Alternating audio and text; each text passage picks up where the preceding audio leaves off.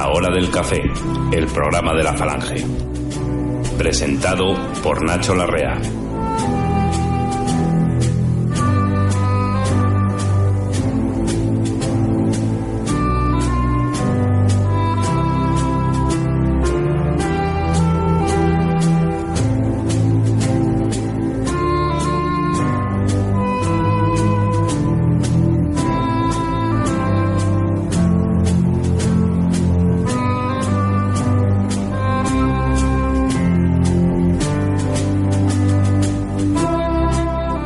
Buenas tardes, camaradas, compatriotas. Empezamos otro programa de La Hora del Café, el número 113, y estáis invitados a escucharlo.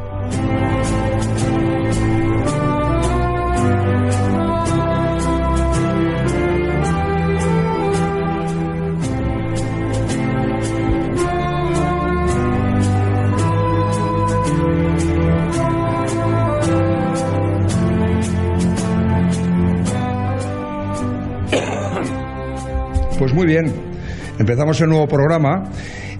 Antes de presentaros a los que van a participar en la tertulia de hoy, en la tertulia de ámbito, pues en este caso nacional, y sobre un tema muy interesante, porque de hecho ha sido hace poco, el 1 de mayo, y en el 1 de mayo nos hemos encontrado, pues como siempre, diferentes carnavales en diferentes provincias españolas, pero ha habido yo asistí a una concentración, una manifestación con motivo del 1 de mayo del sindicato falangista UNT, Unión Nacional de Trabajadores, y pues se me ocurrió hacer un programa sobre la diferencia, porque realmente sí hay diferencias, y para ello en esta ocasión vamos a hablar con prefiero primero hacer una serie de puntualizaciones y os presento a los que van a participar, que viene muy al caso de lo que vamos a hablar, que son los sindicatos, la situación actual y los sindicatos falangistas también.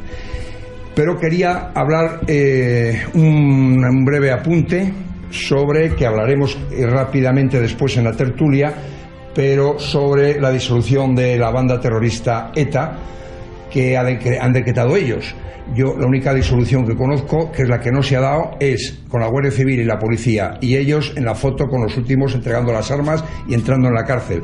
Eso no ha aparecido. Ha aparecido un comunicado y un nuevo show que han tenido, pues en fin, toda la comparsa, tanto del gobierno vasco como el gobierno navarro, que es curioso. Ursúe Barcos ha dicho que al día siguiente de esto, que fue a primeros hace unos días del mes de mayo, quisieron hacer una declaración conjunta. Me contaréis vosotros qué hace Navarra junto con Vascongadas, ¿no? Pues declaración conjunta. Ahí está la memoria histórica famosa.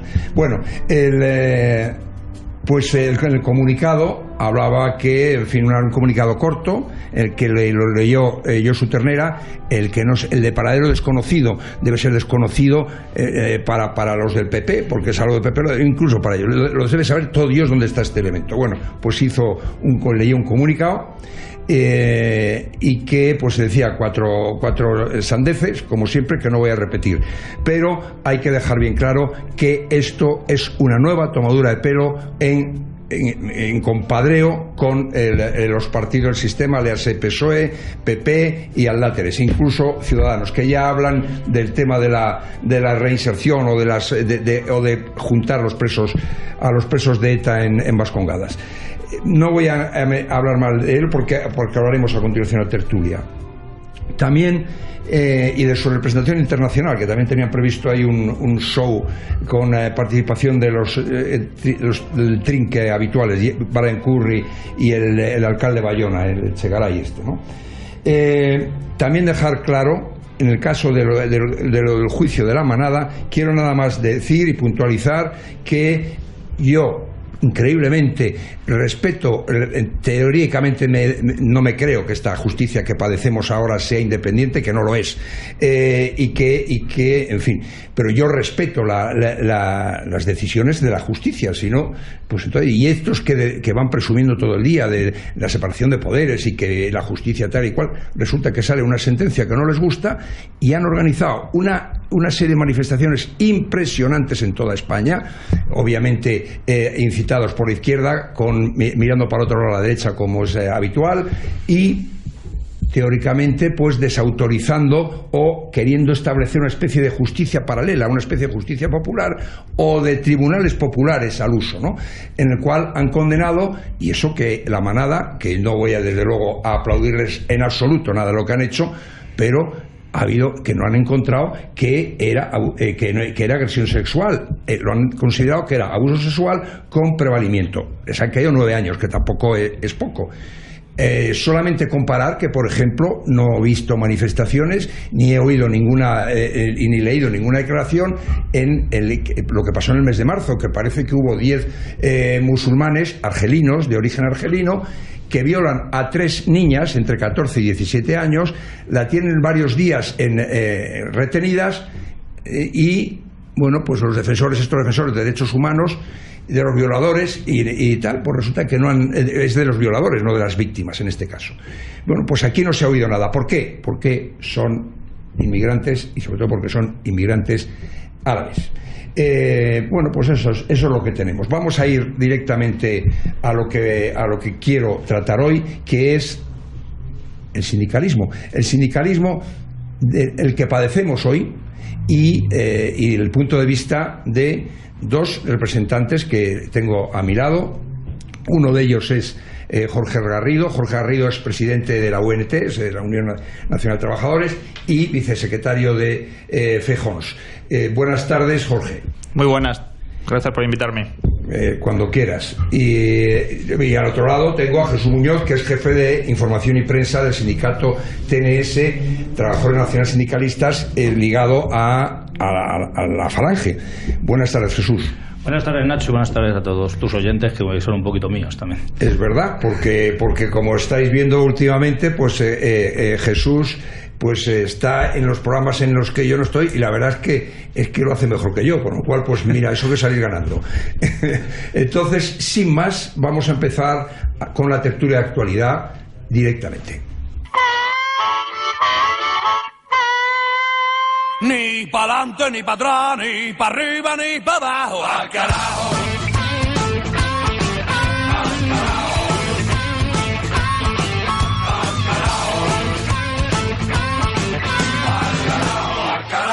Se va al carajo. Pues muy bien, pues no se van al carajo, sino que los tenemos aquí.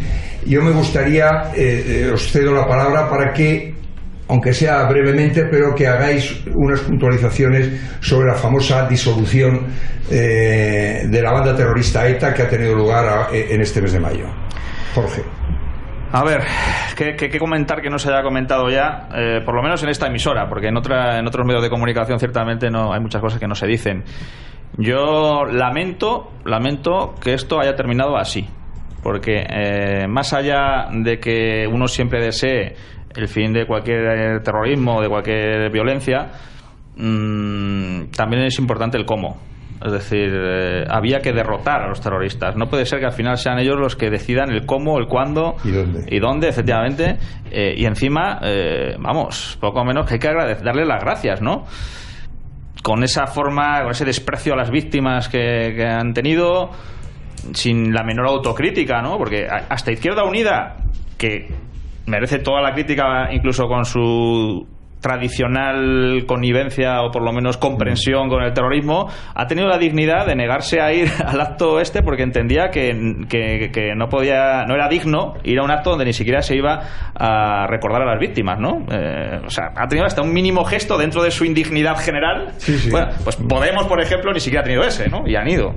Entonces, en fin, o sea, a mí me parece lamentable, y creo que las víctimas para ellas creo que es un día triste, por el cómo se ha hecho, ¿no? Me parece vergonzoso. Al final han triunfado, por eso se disuelven, porque han triunfado, porque gobiernan. En la agenda de ellos está ya la unificación con Navarra. Es que lo tienen todo en sus manos. Entonces, claro, ¿para qué? Es que precisamente, Jesús, lo que hemos estado incluso oyendo a varios dirigentes de los partidos al uso, ya sea PSOE, por ejemplo, incluso del PP, que finalmente se había vencido la democracia.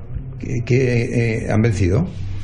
En cierto modo sí, si lo que entendemos es que la democracia es este sistema y como ETA pertenece a este sistema, pues ha vencido este sistema, entonces ha vencido la democracia, pero claro, ellos no lo dicen en esos términos, ¿no?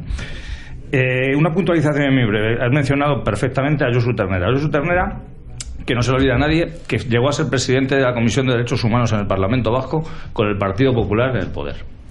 Josu Ternera, que decían que lleva de enfermo terminal 4 o 5 años, los mismos que estuvo Bolinaga. Yo, si tengo un cáncer terminal, me pido uno como los de Josu Ternera y como los de Bolinaga. Muy bien ha dicho Jorge que efectivamente Izquierda Unida ha tenido cierta decencia. Yo creo que como su alter ego, que Podemos, han acudido, pues ya tienen ese abanico para sus electores y decir, mira, todo, los que están. Todo el espectro. Pero sí que es cierto que hasta algunos, luego vamos a hablar de sindicalismo, la UGT ha estado en este paripé. Por supuesto ha estado Podemos, por supuesto han estado separatistas. Yo estos días, y bueno, lo llevo diciendo muchos años, pero claro, estos días es que ha venido más a cuenta que nunca, he denunciado que no solamente ETA no está derrotada, sino que lo que está derrotada es España.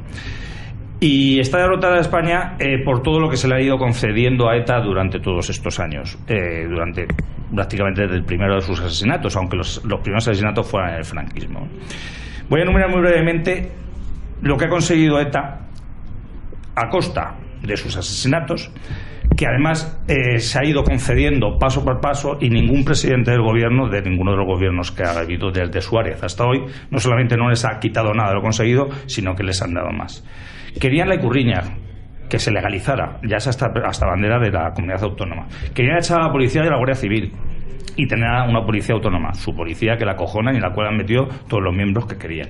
Querían amnistías, escarcelamientos, acercamientos como tú has comentado antes, y hasta están ahora mismo en las instituciones.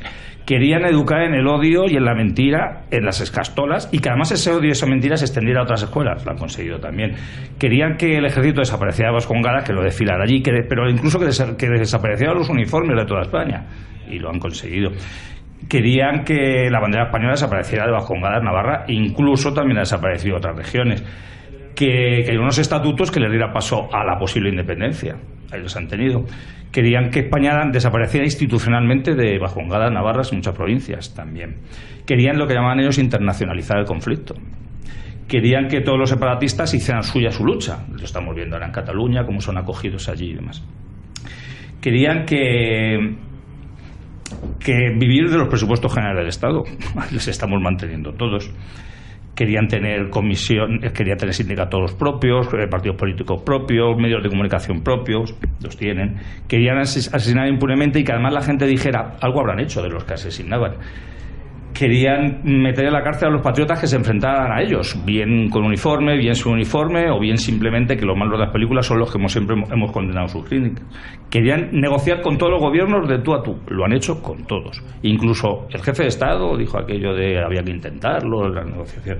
Querían dividir a los españoles y nos enfrentáramos unos partidos contra otros, quizás no los que estemos en esta mesa, evidentemente, por el tema del conflicto vasco. Querían que terminaran diciendo que les dé la independencia, y que ahora, como han hecho esto, pues le han dicho, bueno, pues ya no son tan malos, se han dejado de matar, ¿por qué no les vamos a dar? Querían, pues, desgraciadamente, que un pueblo cobarde, entregado, y que en vez de ofrecer sus puños ante sus atentados, que les ofrecieran sus nucas, y se hizo así. Querían dividir a las víctimas del terrorismo, hubo un momento que las víctimas del terrorismo parecía que les iban a derrotar, por lo menos con las movilizaciones. Las dividieron en distintas asociaciones que se lleven fatal entre ellas y que acabar con eso. Y quería, por eso he dicho que al final, en cierto modo, ha vencido este sistema, quería que se consolidara este régimen del que han vivido, perdón la expresión, de puta madre, en contra de España.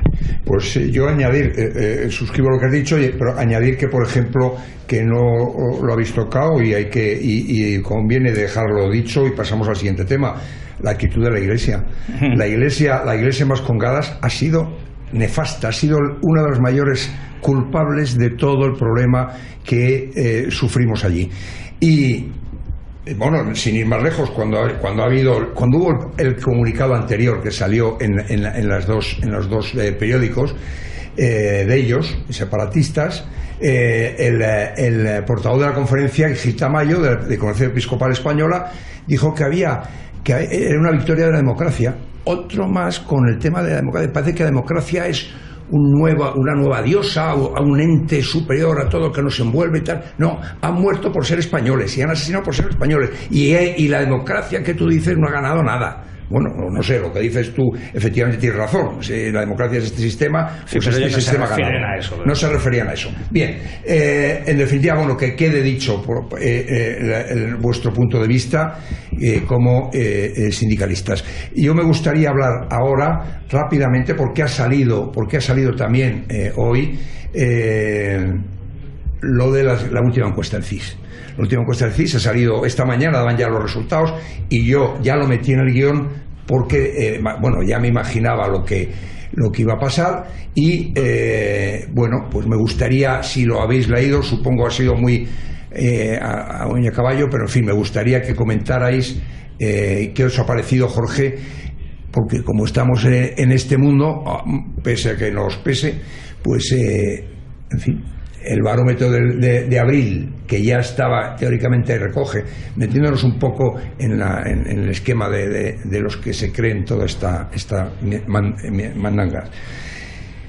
Ha salido el PP, el primero, segundo PSOE, tercero segundo Ciudadanos, tercero PSOE, cuarto Unidos Podemos y etcétera. El PP baja a 24% de estimación de voto, el PSOE, el Ciudadanos adelanta al PSOE, 22,4%, PSOE baja algo, a 22%, y Unidos Podemos también baja algo, al 12%. Abuela Pluma también, ¿qué te parece? Estos resultados tienen interés para nosotros, a lo mejor poco, pero que hay que comentar, que hay que sacar, que no sacan habitualmente en los medios habituales. Bueno, a mí me sugiere esto dos comentarios. El primero es que esta encuesta del gobierno, del CIS, ¿en qué estás pensando? ¿Qué estaría yo pensando? No es interesante, en mi opinión, en cuanto a los datos concretos, pero sí en cuanto a las tendencias. Sí es interesante si comparamos con los CIS anteriores o con otras encuestas que se hacen en otros medios. La tendencia efectivamente es que está desapareciendo el bipartidismo. Creo que es la única buena noticia que podemos, dentro de todo lo malo que se refleja, la única buena noticia, porque en la medida en que no hay bipartidismo, pues están obligados a negociar, están obligados a hablar, porque todos sabemos que cuando hay mayorías absolutas, desgraciadamente son o del PP o del PSOE, y sabemos que gobierna por decreto ley, en fin, y no precisamente para bien. En ese sentido, pues comentar eso. Y luego otro aspecto que es el que a mí me hace mucha gracia siempre, que es el del político más valorado, ¿no? Si os fijáis, siempre el político más valorado es siempre de algún grupo que tiene pocos votos, que representa poco en la Cámara, porque estos sistemas de medición que tiene el CIS son muy curiosos, y es que por un lado cuentan las simpatías, pero restan las antipatías. Entonces, claro, los que más desconocidos, pues poca antipatía, porque ¿quién es? ¿No? Entonces siempre está. Siempre han estado de número uno, pues no sé, desde Rosa Díez hasta. O sea, siempre hay personajes de segunda fila o tercera fila. Los primeros nunca están los que están, los que luego realmente ganan, ¿no? Es curioso, con lo cual, pues la verdad es que no me merece mayor interés, más que ver tendencias. Yo me gustaría comentar, para como quiero entrar de lleno en lo mollar que va a ser el tema de los sindicatos y de lo que pasó el 1 de mayo y lo que tiene que pasar a partir del 1 de mayo. Hay varias preguntas que sí se hacen a ese universo en el que ellos se meten, estos del CIS, que son 2.466 encuestas que responden, ¿no? Entonces, hay una serie de preguntas, más que el resultado y el baremo de cómo están ahora las tendencias o el interés por los partidos, ¿no? Por cómo saldrían los resultados. Hay, por ejemplo, quiero nada más centrarme en tres preguntas. Dice, una de ellas, la pregunta número 11, que hacen a estos 2.466. Dice, ¿cómo se definiría usted en política según la siguiente clasificación? Conservadora, demócrata, liberal, progresista, tal. Todos, en fin. Nacionalista, el 3,6. No sabe, no contesta, el 14,3. Y no sabe, 14,3 y no contesta el 4,3. Resalto eso porque incluso, ya hay gente que se sale un poco del guión, ¿no? Porque ya te están diciendo conservador, demócrata, socialista y tal. Pues no, soy nacionalista. nacionalista español. Sí, la pegatina te dicen ellos lo que tienen que ser. Primero, una pequeña aclaración. Yo más o menos sé cómo hacen lo de la encuesta y no es que quiera aclarar lo del político más valorado o menor, pero tiene mucha lógica lo que decía Jorge. Cuando te dicen, por ejemplo, ¿qué opina usted de Rajoy? Pues tú a la izquierda le pones un 0. Sin embargo, ¿qué opina usted de Albert Rivera? Bueno, ahora ya es más importante, pero a lo mejor solo le ponen un 3, es decir, los contrarios le ponen un 3. Y viceversa, cuando estábamos con el PSOE en el poder, ¿qué? Pues, Zapatero o Rubalcaba, un 0. Sin embargo, de pronto a Rosa Díaz, venga, un 4,2. Sí, no va a ningún lado. Entonces, por eso siempre los dirigentes de los partidos, muchas veces mayoritarios, son los que... Sí, eso sí.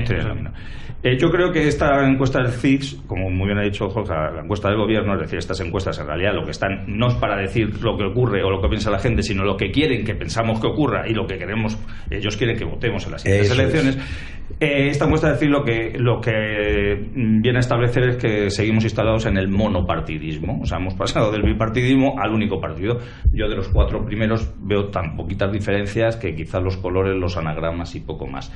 Es más, en las cosas que vamos a mencionar luego cuando hablemos del sindicalismo y de la justicia social, prácticamente los 4 partidos confluyen en sí, eso es cierto. Por lo tanto, yo no veo poco. Y en cuanto a lo que comentabas, eso de cómo nos definen, nos tienen prohibidos, hasta en las encuestas nos tienen prohibidos que digamos lo que pensamos. Por supuesto, además, yo me he mirado todo el espectro. Sí, no, y todo el informe, y efectivamente cuando citan a los partidos, por supuesto citan a los partidos que ellos citan. O sea, al que encuestan no le pregunta, ¿tiene usted otro partido? Y si pones nacionalista, ya la gente dice, será nacionalista catalán. Sí, será catalán, ya te lo pone de manera que te oriente de otra manera. Porque hay otra pregunta, y que yo lo digo porque yo creo que aun con este direccionismo que hay en estas encuestas, pues, por ejemplo, la 20R dice, en todo caso, ¿por cuál de los siguientes partidos siente usted más simpatía o cuál considera más cercano a sus propias ideas? Ninguno, el 34,7, gana ninguno. Gana ninguno. O sea, quiere decir que cuidado, que yo sigo pensando que hay un nicho para la gente que disconforme y que quiere. Lo hay. Porque incluso en estas encuestas, que un tío diga ninguno. Lo que pasa 34,7% ganadores. Lo hay, pero tiene que salir y ofrecerse, porque si se desconoce que existe, pues y sobre todo que tu mensaje llegue al que quiere salir. Claro. Te hace falta tener un altavoz que te haga llegar a la gente. El otro día salió una encuesta al año de Macron ser presidente de Francia, que más de la mitad de los franceses le suspenden. Coño, no lo hayáis votado. Porque votasteis a una persona que sabíais lo que iba a representar. Y le hacen una huelga general por cumplir con su programa en materia laboral. Que ellos mismos habían votado. Le votaron como al menor. No le vas a decir, os fastidiáis, pero sí que es cierto que a lo mejor, y lo triste es que dentro de unos años, si no es a votarán a un equivalente a Macron otra vez. Hablaba otra cosa pero me lo voy a saltar porque quiero entrar me apetece mucho más hablar de los sindicatos hoy y de los sindicatos nacionales sindicalistas. Primero, la última cosa que los principales problemas, y con eso enlazamos ya con los sindicatos hoy, los que conocemos.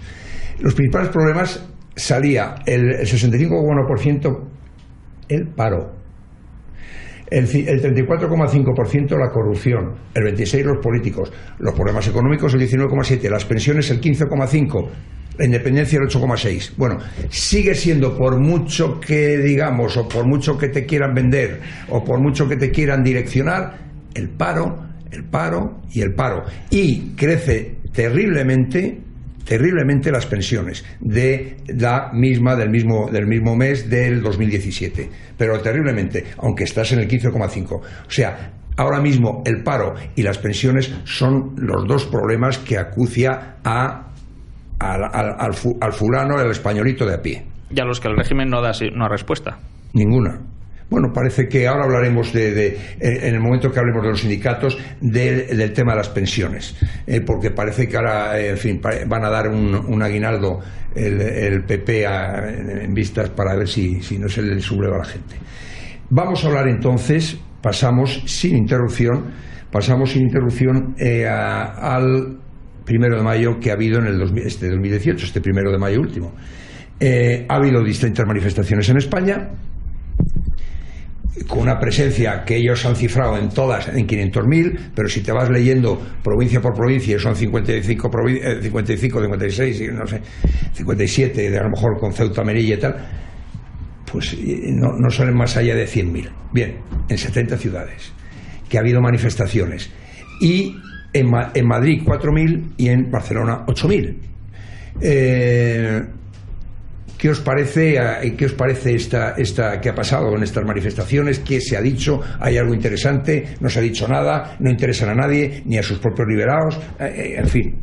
Bueno, yo creo que con la pregunta me estabas dando la respuesta, porque efectivamente es verdad que Madrid tiene un problema añadido, que siempre es puente, porque el día 2 también es fiesta y siempre tal, pero aún así da igual, es decir, en el resto de España no hay puente y es lo mismo, es decir, por eso a lo mejor quizá en Madrid hay menos que en Barcelona, o puede ser, pero dentro de la miseria, porque 8.000 personas sigue siendo una miseria, ¿no? O sea, es decir, la verdad, y no van ni sus propios liberados. Claro. O sea, ni los liberados. Y por ejemplo, en sindicatos como comisiones obreras, por normativa interna es obligatorio que los liberados vayan a todas las convocatorias del sindicato. Y aún así no van. Era conjunta con UGT, además. Por eso, con UGT. Los sindicatos, los mayoritarios, los sindicatos del régimen, lo que sucede es que están tan desprestigiados. O sea, si hablamos siempre de lo desprestigiados que están los políticos, yo creo que los sindicatos más. O sea, la conciencia que hay de ellos es de que ni siquiera son útiles para reivindicar una mejora concreta en una empresa. O sea, es que ni para eso. Llevamos, iba a decir 40 años, no, más de 40 años, porque 40 años ya tiene el sindicato que tengo el honor de presidir, y esto ya viene de más atrás. Con lo cual, llevamos más de 40 años de pérdida constante de derechos sociales, y los sindicatos del régimen son la coartada sindical para perder todos esos derechos y tener controlada a la gente.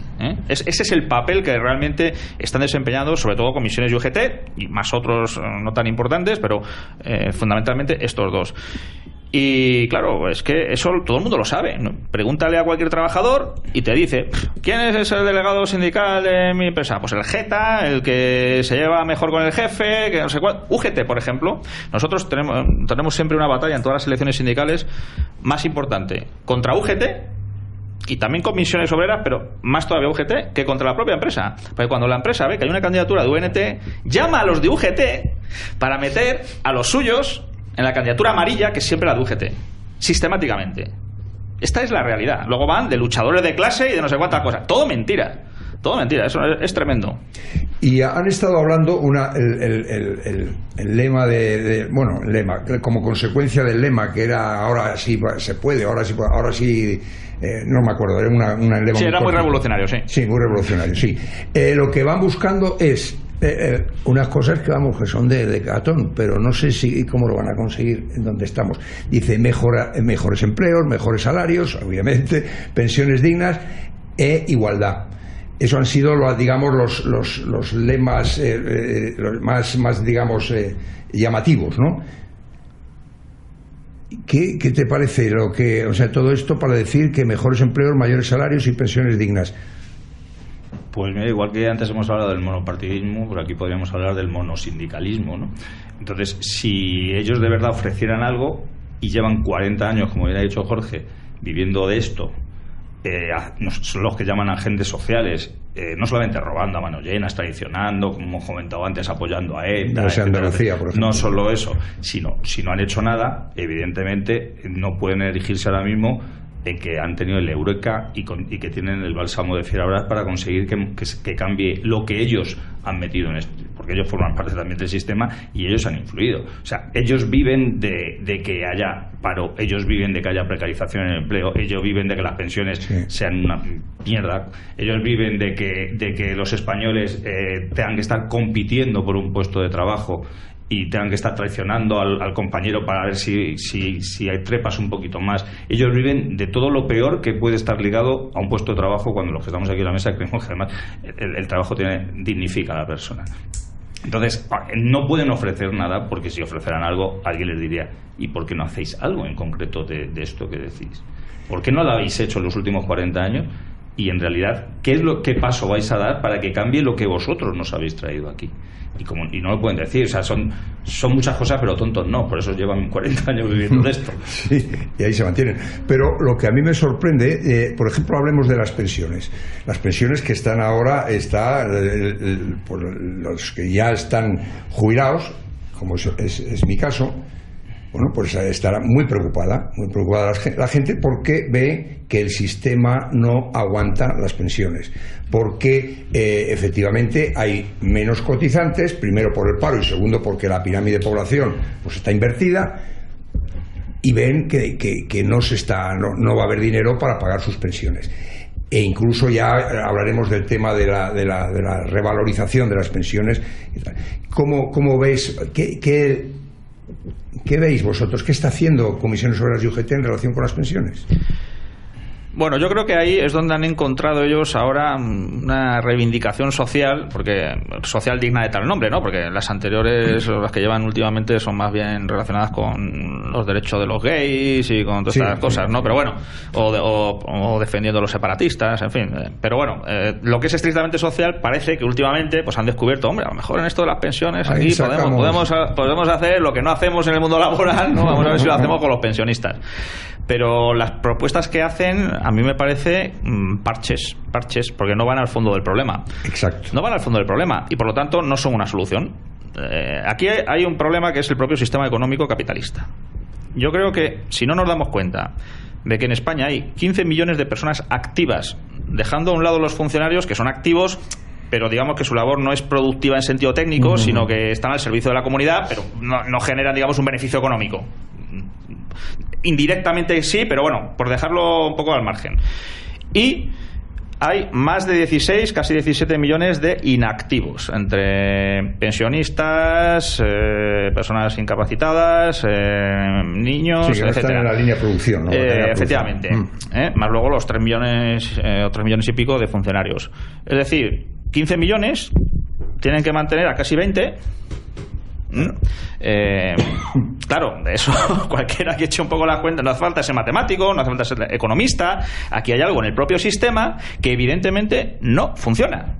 Entonces, eso, o coges el toro por los cuernos y planteas la realidad tal y como es, y dices, por ejemplo, pues aquí habrá sectores que nacionalizar. Por ejemplo, a lo mejor hay que nacionalizar la banca, porque la banca, cuando algunos hemos hablado siempre de nacionalizar la banca, se tiraban de los pelos. ¡Ay, por favor, qué barbaridad! Sin embargo, cuando la banca tenía problemas, decían, ¡ay, nacionalícese! Y aquí se han nacionalizado unos cuantos bancos. Oye, y para sanearlos.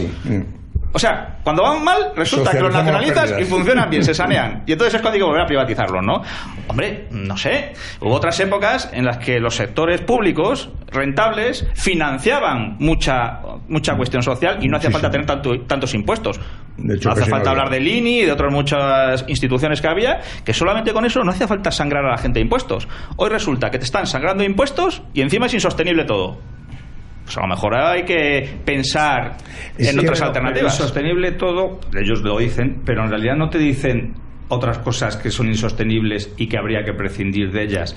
Claro, lo que te dicen es que peligran las pensiones. Cada vez te empujan a hacerte un plan de pensiones, evidentemente, ¿no? No es bajar el sueldo a los políticos. Eso no te dicen, es que pero peligran pensiones, no, pero peligran las subvenciones a los partidos políticos, a los propios sindicatos o a las organizaciones empresariales con las que se llevan también. O no te dice, es que están peligrando los miles de millones de euros que se le están dando a los inmigrantes que entran en España por el mero hecho de que han entrado. Y cuando hablo de inmigrantes no solamente hablo del inmigrante pobre, que vienen aquí los inmigrantes ricos a beneficiarse de nuestra sanidad porque la tienen mejor. De eso no dicen que hay que prescindir, ni dicen que haya que prescindir de las 17 autonomías. Es decir, oye, que no hay dinero para las pensiones. Oye, yo si me quedo sin trabajo, si me quedo sin dinero en casa, pues lo primero que me quitaré será pues la televisión por cable, el irme al cine. No, bueno, es que no hay dinero para comer, me da mis padres, pero tío, o sea, mis hijos, pero ¿y por qué te vas al cine? ¿No?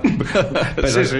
Bueno, y una cosita también muy breve, de que ha mencionado la banca, y evidentemente la banca, ahora hablaremos si se puede nacionalizar, qué tipo de banca puede haber, pero traigo aquí unos datos que me ha pasado un militante del Banco Sabadell en concreto, de que solamente en el año pasado se realizaron 1,5 millones de horas extras ilegales en el Banco Sabadell. Claro, esto hace que no se cotice la seguridad social. Esto hace que esa gente, que además no se la pagan, no solo no cotiza la seguridad social, sino que está desempeñando el trabajo que podía desempeñar otra persona, con lo cual se podía mitigar el paro. Eso hace que si no hay dinero para la seguridad social, aparte de ser un fraude fiscal, va a incidir en que no haya dinero para las pensiones. Pero es que, de manera global, si esto era en el Banco Sabadell durante un año, tengo aquí el dato que se han realizado en el año pasado, en lo que ellos llaman el mercado laboral, más de 6 millones de horas extraordinarias, que es un tiempo entregado sin apenas compensación en gran parte de las empresas, ya que casi 4 millones de esas horas extra no han sido remuneradas, ni compensadas, ni cotizadas a la seguridad social, y son datos del Instituto Nacional de Estadística, no se las ha inventado nadie. Pero es que además hablamos de la banca, y es que la banca, que como muy bien ha dicho Jorge, cuando van bien dadas las ganancias son para ellos, pero cuando van mal dadas hay que socializar las pérdidas, entonces las tenemos que pagar entre todos los españoles. Así quiero tener yo un negocio también. Claro. es que esa banca sufre una reconversión con la cual se han ido a la calle 90.000 empleados de banca. 90.000 empleados. Sí. Y se han cerrado 37% de las oficinas y se ha reducido el número de entidades en un 44% con las fusiones. Es decir, se está haciendo el monopolio de la banca que ellos querían, y luego le dicen: vosotros estáis locos porque queréis la nacionalización de la banca. Si vosotros habéis nacionalizado la banca, que la vais a convertir en un único banco. Pero privado. Eso sí. Fíjate que en España, después de que ha habido 30 subidas fiscales, y que la clase media se la están cargando, porque en unos datos que también leí yo hace un par de semanas, se había reducido la clase media en un 12%. Nadie habla, que lo has apuntado tú, Jorge, porque esto es lo que están diciendo, soluciones de los sindicatos y de los partidos que los apoyan, o de los partidos que son las correas de transmisión. Dice: no, subamos el IVA, subamos los IVAs especiales, subamos impuestos especiales, subamos los impuestos. Joder, más impuestos. Pero esto, ¿de dónde coño se saca? Pero si hay 4 millones de parados, y es una cosa que eso es lo que se les ocurre. Nadie habla, por ejemplo, de que, volviendo a recentralizar todo lo que las autonomías han descentralizado y han creado el grave problema que tenemos, en ese informe que leía yo, de un economista muy prestigioso, te ahorras 100.000 millones de euros al año. Sí, pero además, 100.000 millones de euros al año. Fíjate que... Eso no lo ponen las encuestas del CIS, ni ponen que tal, para a ver si van a decir otra cosa, ¿no? Sí, pero además fíjate que desde la izquierda siempre la propuesta es subir impuestos. Siempre. Desde la derecha siempre es bajarlos, pero luego lo suben igual, porque el PP ha hecho unas subidas históricas, con lo cual, pero bueno. Y cuando se habla de reducir gastos, la izquierda no quiere reducir gastos, así en general, y la derecha lo único que piensa es en reducir gastos sociales. Pero no para la casta política ni para todo esto que estás tú comentando, ¿no? Exacto. O sea, es que mires para un lado o mires para otro, es vergonzoso. Es vergonzoso. Fíjate que, por ejemplo, hablaba, siguiendo en la línea de lo que estás diciendo tú, lo que llaman ellos la tasa, en el tema de los pensionistas, la tasa de sustitución, o sea, el salario lo que tú recibes como pensionista en relación o bien con el salario medio o con el último salario que tú has recibido en tu vida laboral. Y en España estamos altos, estamos en un 82%, pero al ritmo que vamos, ya ellos mismos apuntan que en el 2060 pasamos al 40%, 40-41%.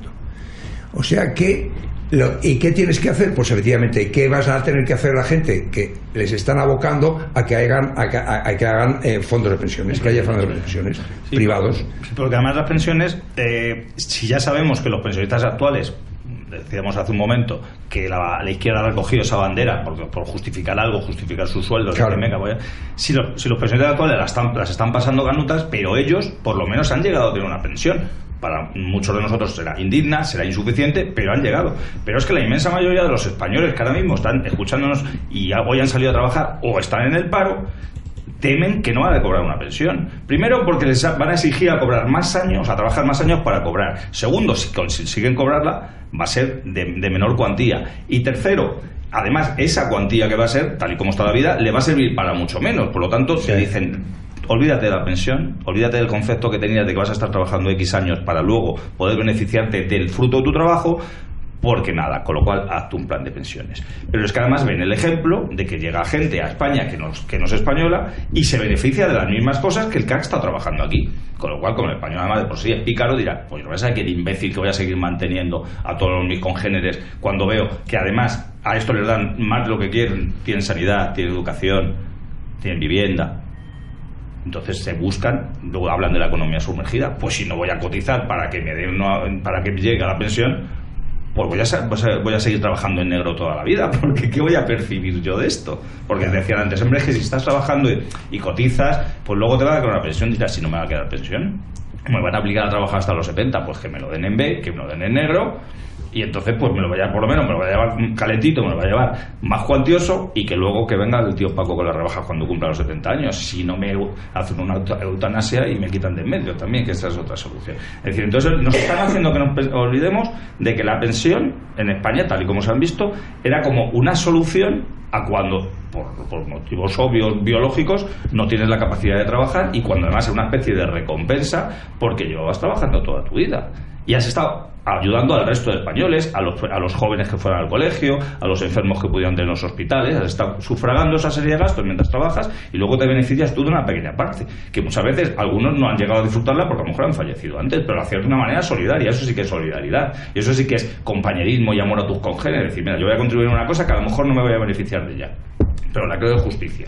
No, es que nos están haciendo tan individualistas y tan egoístas que ni eso. O sea, es decir, ¿para qué voy a contribuir yo a algo que yo no me voy a recibir?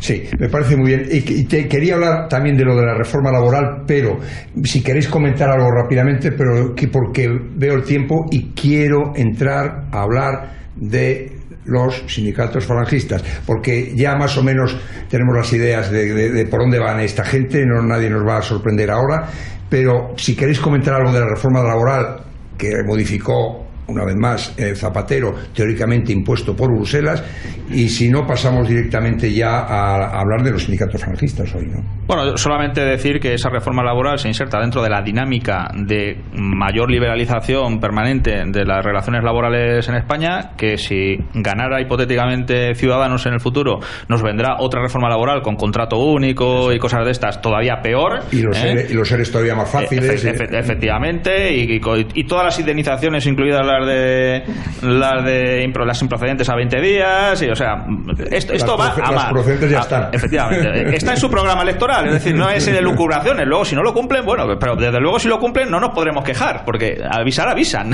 Otra cosa es que la gente no se lea los programas. Y sobre todo decir que todo esto tiene una explicación, y la explicación es que vivimos en la era de la globalización y de la economía digital, y si no afrontamos que esos son los dos grandes problemas a los que tenemos que enfrentarnos, pues estaremos aleteando sobre la superficie de la realidad y no iremos al fondo del problema. Y yo creo que ese es el gran debate. ¿Qué hacemos o qué alternativas planteamos a esta economía global y digital? Pues eso me da pie a hacer una pequeña interrupción y empezamos a hablar de los dos sindicatos que están hoy en la mesa, el TNS y la UNT. Chocolates Matías López, elaborados desde la tradición y avalados por 5 generaciones de maestros chocolateros, concebidos para degustar, hechos a mano con la mejor materia prima, en edición limitada y numerada, para que disfrutes del placer del chocolate. Búscalos en establecimientos gourmet o en su página web www.chocolatesmatiaslopez.es. Chocolates Matías López, para el paladar más exquisito. 2 cervezas, por favor. Una cerveza, por favor. Camarero, una cerveza. Una cerveza. Una cerveza, pero ya. Consigue la exclusiva jarra para cerveza de Radio Ya, por tan solo 11 euros. Ya puedes tener un bar en tu casa. Entra a nuestra página web www.radioya.es y consigue tu jarra ya.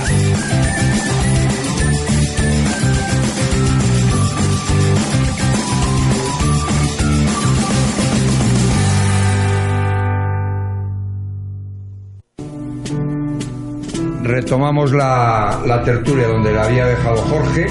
Vamos a hablar de los sindicatos falangistas hoy. Y tenemos a los dos más significativos que están en el panorama español. Hemos puesto a parir a los sindicatos llamados chaperos por un amigo común nuestro. Y ¿cómo no se desenvuelve un sindicato, por ejemplo, como un UNT en este panorama que tenemos tan agradable? Pues con mucha dificultad, por un lado, pero por otro lado con bastante como decir, bastante terreno por delante sobre el que trabajar. Es decir, nosotros tenemos ya una trayectoria de, como decía antes, de 40 años.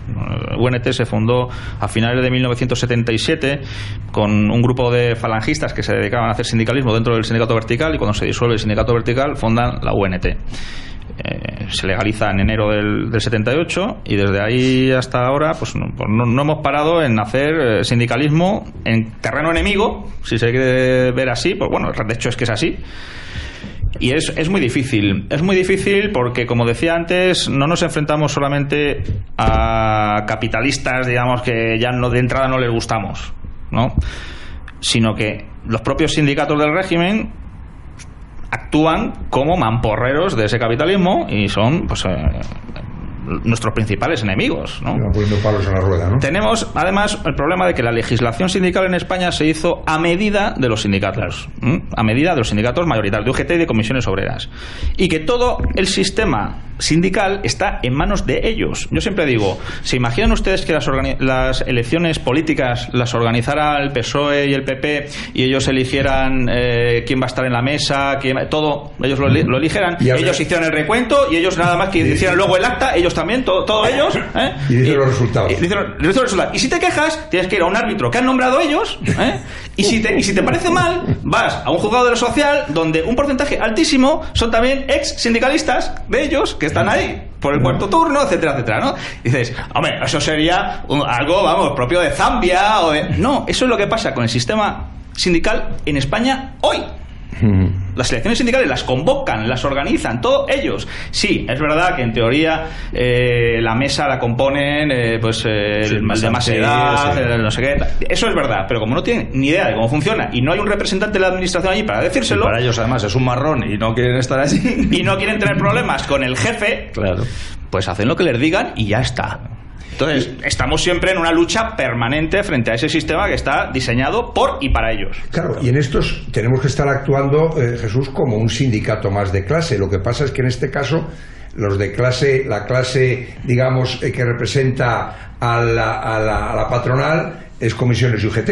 Entonces, digo yo que ahí tenemos un campo, nosotros, como decía Jorge, importante. Bien, es verdad que obviamente con nuestros medios y nuestros impedimentos y problemas, ¿no? Pero efectivamente eso tenemos que actuar, digamos, con las reglas de juego de ellos, ¿no? Sí, además es que ellos saben que están en la parte ancha del embudo y que nosotros estamos en la delgada, y además están convencidos de que nunca vamos a salir de ahí. Mira, voy a contar dos anécdotas. La primera, cuando precisamente en la empresa que estaba yo y el sindicato TNS solo entre comillas 15 años de vida, y llevábamos un año y pico. Entonces, cuando mi empresa iba a ser absorbida por otra, mi sindicato no tenía representación allí, pero sí por mi iniciativa, el tema de justicia social, y aparte me había afectado, sí por lo menos participé algo en lo que deberíamos exigir a la empresa. Y entonces, claro, se quedaban alucinados y me decían, bueno, pero tú vas a ser sindicalista, déjalo, soy, ¿de qué perteneces? TNS, dice eso que soy muy rojo, claro, por lo que yo estaba diciendo. Digo, no, si nos ponemos de colores, yo soy muy azul, ¿no? Entonces, y dice, bueno, ¿y cómo hacéis? Pero digo, pues mira, cobramos 3 euros de cuota al mes. Dice, nosotros cobramos 15. ¿Y tenéis liberados? Digo, no tenemos liberados ni los queremos. Y dice, pues no tenéis nada que hacer. Y digo, no, tenemos mucho que hacer. Tenemos mucho que hacer porque vosotros no habéis hecho nada en 40 años. Y tenemos que hacer todo lo que no habéis hecho. Digo, y la gente a lo mejor no nos conoce y a lo mejor no nos votará nada más que en los sitios de empleo pequeñitos, que digo, pero por vuestra culpa, como está esta empresa, como está, evidentemente se acababan las conversaciones con ellos, pero luego cuando yo conseguí algo en concreto para una serie de compañeros, ellos luego en sus circulares se las apropiaron como que lo habían conseguido. Ellos no, pero vamos, es su manera de actuar. Y la segunda anécdota viene con un tema que hemos comentado antes de la tertulia, de cómo nos tratan, de cómo nos miran, de lo difícil que lo tenemos. Y es con lo de la batalla ahora mismo de los militares, de que a los 45 años van a ir a la calle, ¿no? Entonces, ellos están luchando por una cosa que es solo justa. Además, estos militares me consta que hay muchos patriotas, incluso tienen mucho más patriotismo que los que forman la cúpula militar, esos tenientes generales, almirantes. No tengo la más mínima esos se juegan la vida donde van. Absolutamente cierto. Tienen las penurias que no tienen los otros. Bueno, pues estos patriotas de verdad que se van a ir a la calle con 45 años, claro, como es una causa justa, bueno, más que justa, mediática, pues las organizaciones militares, asociaciones militares en este caso, que están haciendo un poquito eco, pues han sido rápidamente absorbidas y subyugadas por los sindicatos del sistema, pero claro, no se pueden llamar ahí ni comisiones, ni UGT, ni tal. Y entonces se han metido en estas asociaciones. Entonces, cuando nosotros, los patriotas, les estamos apoyando de alguna manera, se están quejando de que están viendo que la ultraderecha, y es que precisamente lo dicen ellos, que se han visto ayudados por comisiones, UGT, por partidos políticos como Podemos, que son precisamente todo lo contrario a lo que es el ejército, por lo menos tal y como lo entendemos nosotros, son los que están en contra, o mejor dicho, están a favor, por ejemplo, de la ley de memoria histórica, que está quitando calles a militares ilustres para dárselas en muchos casos a sus asesinos, o que están, como hemos dicho hace un momento, como la UGT en la entrega o en la disolución de ETA, o como también hemos visto esta misma semana que la UGT está amparando a esos profesores que han acusado, o sea, que a los niños que eran hijos de guardias civiles les han dejado en evidencia delante de sus compañeras, y la UGT ha defendido a esos profesores. Bueno, pues esas asociaciones son las que nos dicen que nosotros no podemos defender a los militares que merecen que se defiendan. ¿Por qué? Porque ven, como muy bien has dicho tú, Nacho, que ahí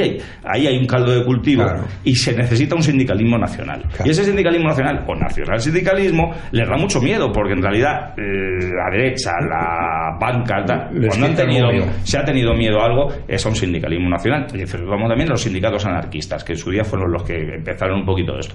Saben que esto no es que los tengan domesticados, es que forman parte de la misma granja. En el momento en que viven de las subvenciones oficiales, están cogidos por el dinero. Así es. Y yo puedo añadir que lo sé de primerísima mano, de mí, que en empresas de primera línea españolas, de primerísima línea internacional, están comprados.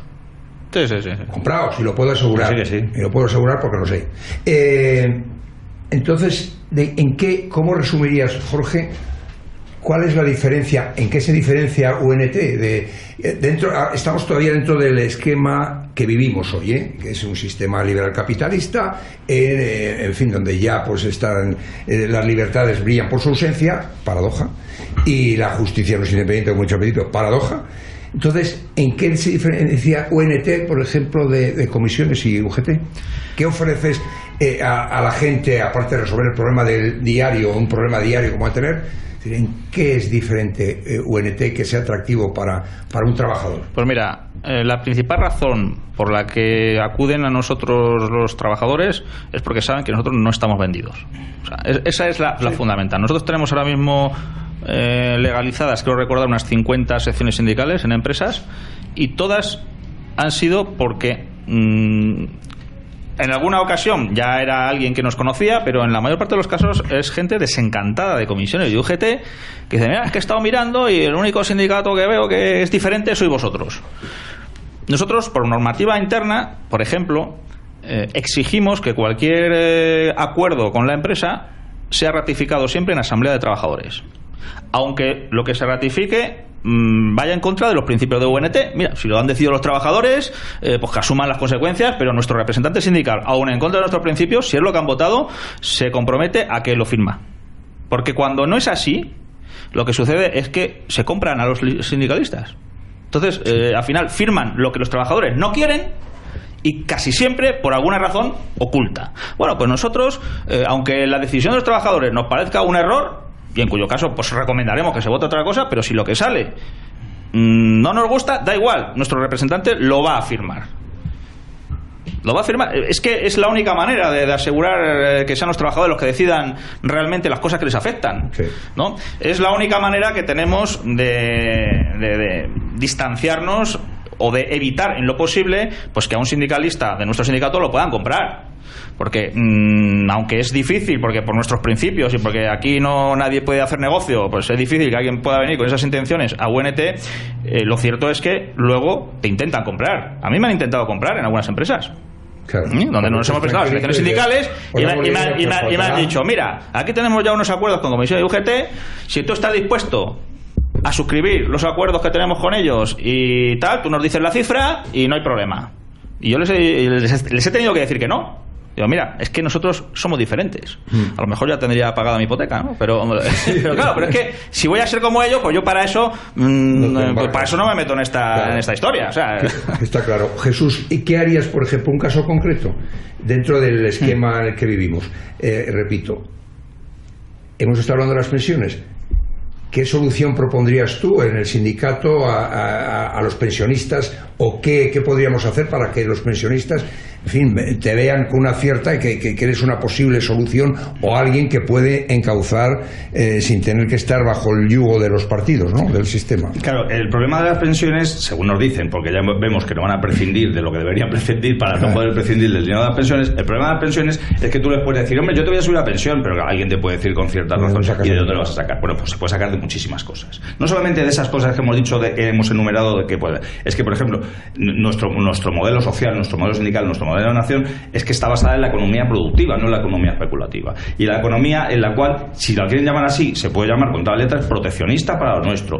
Y si hay que poner aranceles, se ponen aranceles. Si hay que hacer que se produzca y se consuma primero los productos nacionales, se hace. Porque ¿qué pasa? Que todas esas plusvalías revierten en el conjunto de la nación. Y entonces ahí saca el dinero para las pensiones. Ha mencionado hace un momento Jorge lo de la banca nacional, que la gente se puede echar las manos a la cabeza. Yo creo que puede existir una banca privada, pero por supuesto tiene que existir también una banca nacional y una banca pública. La banca nacional, por ejemplo, con un Banco de España de cara al exterior y de cara a controlar toda la banca. Y una banca pública que esté encargada de ¿qué? De dar, por un lado, hipotecas a muchas mejores condiciones a asalariados y demás, y por supuesto créditos, préstamos a pequeños empresarios, autónomos.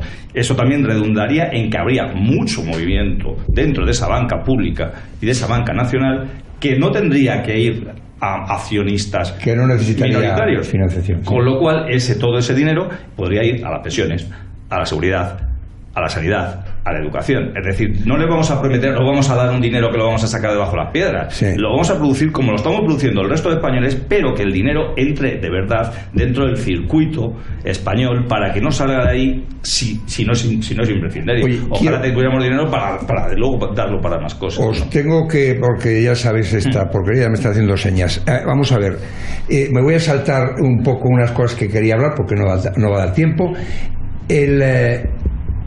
El sindicato que nosotros proponemos, cuando hablo de nosotros incluyo UNT y TNS, un sindicato falangista, ¿cuál sería, qué está proponiendo? ¿Qué está proponiendo hoy a la sociedad? Porque uno de los temas que has tocado tú es el que te van a decir inmediatamente, si haces esos temas proteccionistas, aranceles, en un mundo global, es la globalización precisamente. ¿En qué estado nos moveríamos nosotros o qué estado propugnamos nosotros para salir de estas ataduras que nos constriñen continuamente y que no nos dejan respirar y que quitan libertades y todo lo que anuncian que defiende este Estado liberal? Pues mira, yo creo, intentaré ser lo más breve posible. Y luego Jesús. Que nosotros defendemos una serie de principios que nos parecen básicos y que suponen, de hecho, el desmontaje del capitalismo. Suena así muy fuerte, pero es que es necesario. El capitalismo está ahogándose, el estado del bienestar que hemos conocido no va a volver. Estamos en una fase en la que ya no se puede exprimir más el limón a nivel nacional y por eso se está... que no es quitarle la propiedad privada tampoco, ¿eh? ¿El qué, perdón? Que no es suprimir la propiedad privada. No, yo no he hablado de eso. No, lo digo porque estoy respondiendo a posibles gente que esté escuchando, ¿no? No. Ya José Antonio distinguía entre la propiedad privada y el capitalismo. O sea, eso es otra cosa, ¿no? Vayan a los textos. Pero hay que recuperar la soberanía nacional, la soberanía económica, financiera. Hay que no perder complejos, defender al trabajador nacional y, en fin, tendríamos que entrar en mucha profundidad, y volver sobre todo a un modelo de crecimiento natural de la economía y no artificial. Exactamente. Y Jesús, poco la participación de los trabajadores en los beneficios de las empresas. Sin duda, que es algo que hemos defendido siempre y que además está súper demostrado que se produce más y hay más beneficios, con lo cual todos salen completamente beneficiados de ello. Y además es que yo creo que es posible. Lo que pasa es que si pudiéramos llegar, si este programa se pudiera escuchar en todas las empresas, la gente alucinaría, pero ¿cómo puede haber unas personas? No, es que además quiero decir que este modelo, no exactamente como nos hubiera gustado, durante unos años en España funcionó, repito, no como nos hubiera gustado, pero precisamente todos los logros sociales se consiguieron por ministros y por delegados falangistas, con lo cual no solamente es que sea una utopía, es que se hizo realidad cuando España ha sido fuerte. Exacto, que es verdad y se puede hacer. Agradeceros vuestra participación en el programa. Estoy encantado de teneros en la mesa y en la misma mesa mucho más, y despedirme como siempre y de todos vosotros con un fuerte arriba España. Arriba siempre.